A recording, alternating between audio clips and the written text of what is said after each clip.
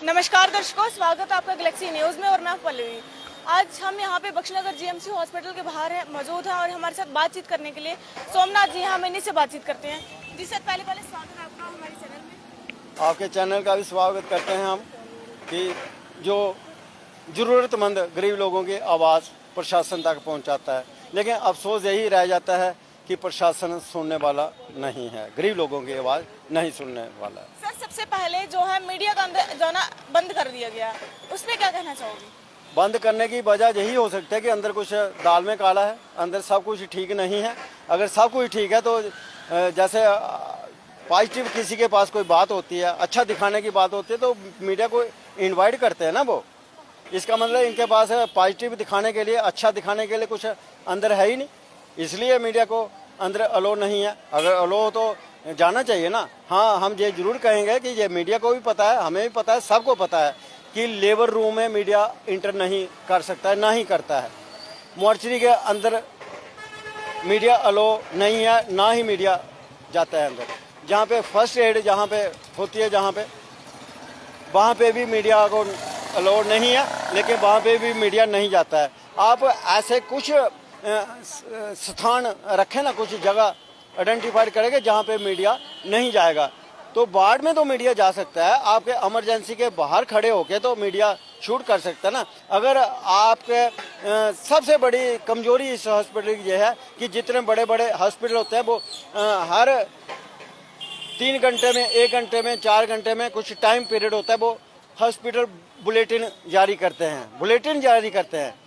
वो हमें कैसे पता लगे कि जब कोई वीआईपी किसी हॉस्पिटल में होता है ना, उसका कहते हैं कि आप ये शाम का बुलेटिन सुन रहे हैं, ये दिन का बुलेटिन सुन रहे हैं कि इस हॉस्पिटल में ये वाला पेशेंट है, उसकी हालत कैसे है। बुलेटिन होता है ना, जहाँ पे कभी आपने ऐसे देखी। और जहाँ पे एक और कमी मैं आपको बताऊं कि छोटी सी दुकान होती है, चाहे वो हलवाई की है, बुटीक है, टेलरिंग की दुकान है, कोई भी दुकान है, वहाँ पे आपको रिसेप्शनिस्ट जरूर मिलेगी, चाहे वो फीमेल होगी या मेल होगी। कहने का मतलब इंक्वायरी काउंटर, इस हॉस्पिटल में आपको इंक्वायरी काउंटर नहीं मिलेगा कि आप उस इंक्वायरी काउंटर पे पता करें। कोई भी इंक्वायरी करना चाहे, आपको इंक्वायरी काउंटर नहीं मिलेगा। इससे बड़ी हालात क्या हो सकते हैं कि आज इस हॉस्पिटल में आज तक इंक्वायरी काउंटर ही नहीं है। सर, बात की जाए बेड की, ट्रॉलीज की, बेड पे देखा जाता है 2-2 पेशेंट, 3-3 पेशेंट जो है एक बेड पे होते हैं। और ट्रॉलीज की बात कर ले, सरवाल में जो है फ्री ट्रॉलीज मिलती है, लेकिन यहाँ पे स्लिप कटवाई जाती है, उसके लिए क्या कहोगे? ये स्लिप कटाई जाती है, 200 रुपया ट्राली की है। और ट्राली की हालात भी आप देख सकते हो कि गर्मियों में उसमें जैसे कहते हैं कि आटे से फुल्का बनता है ना, वो भी बन जाएगा आपको, इतनी ट्राली जहाँ पे गर्म होती हैं। और सर्दियों में ठंडी हो जाती है और बरसात में गीली हो जाती है। जहाँ पे आज तक इमरजेंसी के बाहर शेड तक नहीं जे बना सके कि हॉस्पिटल में जो पहुँचा पेशेंट है वो सेफ बारिश से बच सके, धूप से बच सके, वो अंदर इंटर कर सके। आज तक शेड भी था नहीं है, एक शेड था वो भी इन्होंने उठा दिया था वहाँ। कार्ड बोल रहे हैं जिसको हम, उसकी कितनी सुविधा जो है पेशेंट को अंदर मिल रही है? सुविधा बहुत ज़्यादा है, लेकिन देर से मिलती है, अप्रूवल आने में टाइम लग जाता है। जहाँ का जो सिस्टम है वो बिल्कुल अच्छा नहीं है। सर्वर इनका ऑलमोस्ट खराब रहता है, सर्वर डाउन रहता है इनका। तो जब तक आपका जहाँ पे जो एडमिशन कार्ड होता है ना, तो गोल्डन कार्ड की उसमें कोई सुविधा नहीं है। आपको सुविधा मिलेगी जब आपका पेशेंट जहाँ पे एडमिट हो जाएगा, फाइल बन जाएगी, फाइल के बाद आपकी रजिस्ट्रेशन हो जाएगी और अप्रूवल आ जाएगा उसमें। तब तक पेशेंट को टेस्ट करवाने में ही हज़ारों रुपए खर्च करने पड़ते हैं अपनी जेब से। तो कहने का मतलब है कि जैसे ड्राइविंग लाइसेंस है, ट्रैफिक वाले आपको रोकते हैं कि लाइसेंस दिखाओ, आप लाइसेंस दिखाते हो तो आपको चलान नहीं कर सकते ना। अगर किसी के पास मोदी कार्ड, गोल्डन कार्ड है तो कार्ड देखो, उसमें आप अप्रूवल क्यों लेना है? आपने कार्ड है ना आपके पास, अप्रूवल क्यों लेना है? आपने इतना टाइम क्यों लगाते हैं आप? आपका जो एडमिशन कार्ड है वो भी तो फ्री होना चाहिए ना। 5 लाख रुपए तक सुविधा है, तो वो फिर देर से क्यों शुरू हो जाती है? 5 लाख की सुविधा तो 50,000 रुपये आप उससे पहले क्यों ले लेते हैं टेस्ट के नाम पे? जो अंदर से हॉस्पिटल के अंदर से दवाइयाँ मिलती है, कितनी सुविधा जो है पेशेंट को मिल रही है? हॉस्पिटल के अंदर से जो डॉक्टर दवाइयाँ लिखते हैं वो ब्रांडेड दवाइयाँ होती हैं, वो दुकानों से मिलती हैं, बाहर प्राइवेट दुकानों से मिलती हैं। अंदर जो इन्होंने जन औषधि काउंटर खोल के रखे हैं, बाहर भी हैं, वहाँ तक पेशेंट दवाई लेने के लिए नहीं पहुँचता है, ना ही वहाँ पे उसको पहुँचाया जाता है। क्योंकि अगर डॉक्टर प्रिस्क्रिप्शन लेगा ना, तो ये दवाई बाहर से लेनी है या अंदर जो जन औषधि की दुकान है वहाँ से लेनी है।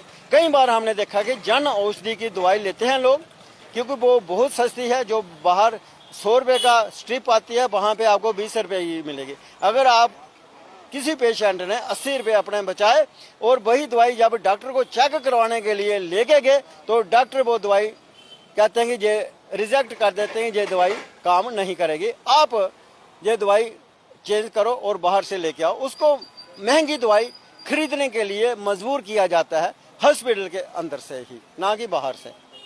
आखिर में आप आवाम को क्या मैसेज देना चाहोगे? हम आवाम को भी मैसेज देना चाहेंगे कि आप सतर्क रहें, अपनी आवाज़ बुलंद करें। चाहे ये हमारी तरह कितनी भी आपको डराए धमकाए हरास करें, कभी भी हरास होने की ज़रूरत नहीं है। आपकी आवाज़ अगर जहाँ के एलजी साहब, जहाँ का प्रशासन नहीं सुननागा, तो ऊपर वाला आपकी आवाज़ ज़रूर सुनेगा।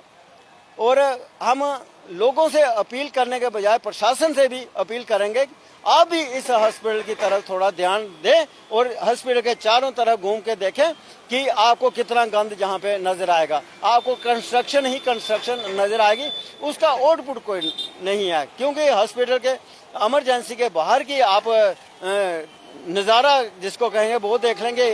ढेर लगे हैं वहाँ पे, रेत के ढेर लगे हैं, बजरी के, ईंट के। और इमरजेंसी के बाहर तो जो काम है वो रातों रात युद्ध स्तर पे होना चाहिए ना, जहाँ तो 6 महीने हो गया हमने देखे हुए गंद पड़ा हुआ।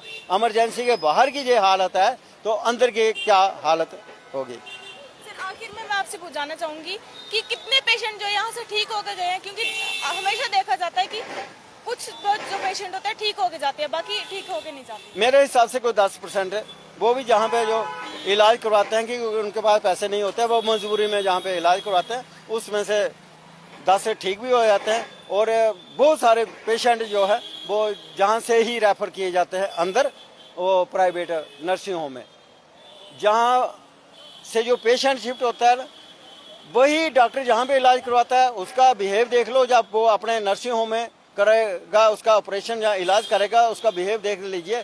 सबसे बड़ी बात यह है कि प्राइवेट नर्सिंग होम जो है वहाँ पे इन लोगों के बोर्ड लगे हुए हैं, और बोर्ड लगे में हमें कोई दिक्कत नहीं है, लेकिन उन्होंने जो डेजिग्नेशन अपनी लिखी होती है वो जीएमसी की लिखी होती है कि इस डिपार्टमेंट का ये एचओडी है कहाँ पे, जीएमसी हॉस्पिटल में। इसका मतलब कि आप बाहर जीएमसी का नाम ही इस्तेमाल कर रहे हो ना, लोगों को लूट रहे हैं। ऐसा क्यों है? तो एचओडी शिप जो होती है, जब कई बार जहाँ पे आर्डर निकले हैं, सरकारी आर्डर निकले हैं, आदेश निकले कि कोई भी एचओडी प्राइवेट प्रैक्टिस नहीं करेगा, लेकिन ये इतने छात्र लोग हैं कि ये दूसरे दिन ही एचओडी शिप से इस्तीफा दे देता है, कहते मैं तो एचओडी हूँ नहीं।